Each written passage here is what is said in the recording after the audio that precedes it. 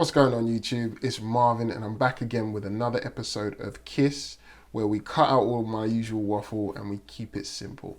Today we're going to be talking about uploading to Instagram, making sure that we get the best results possible to highlight your photo and get the most attention on your feed. Before doing any type of exporting, make sure that you have cropped your image to a 4:5 or an 8:10 aspect ratio. If you're shooting portrait images, of course. This is the longest form of photo that you can have inside of your feed. When someone is swiping through the feed, you want them to see the largest form of your photo so that they can see more detail in that photo. If you are shooting a landscape photo, my thought process would be to work on your composition and maybe try and be a little bit more creative. Add in a swiping feature where you can see parts of the image with each slide. That way you might show off the photo a little bit better. Now, most of the settings here do not matter. There are two important settings that I always change. One of them is the quality, because Instagram will always compress. I found that even if I compress my files prior, Instagram will still go ahead and make it look worse. So quality at 100%, and I would put my resolution, my pixels per inch, at 300. After that, hit export and you're done with that section. If you are using phone apps, very much the same thing. It may give you an option to export in high quality or the best quality. Always go for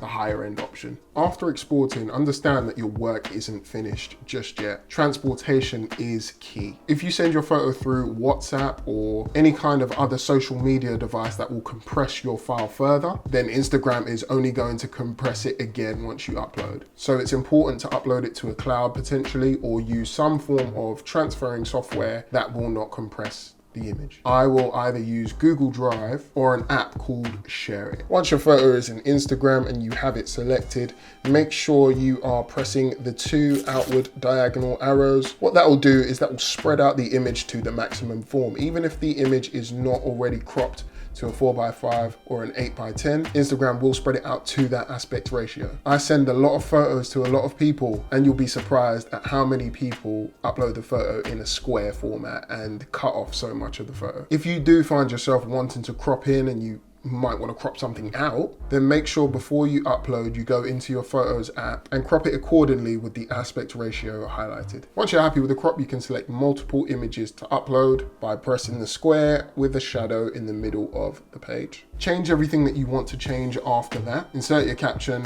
and enjoy your final result. I hope this has helped simplify everything for you. If you want to see more photography content, please consider subscribing. If you gain some knowledge from this video, make sure you hit the bell button so that you're notified every time I upload. And I'll speak to you on the next episode of Kiss. Peace.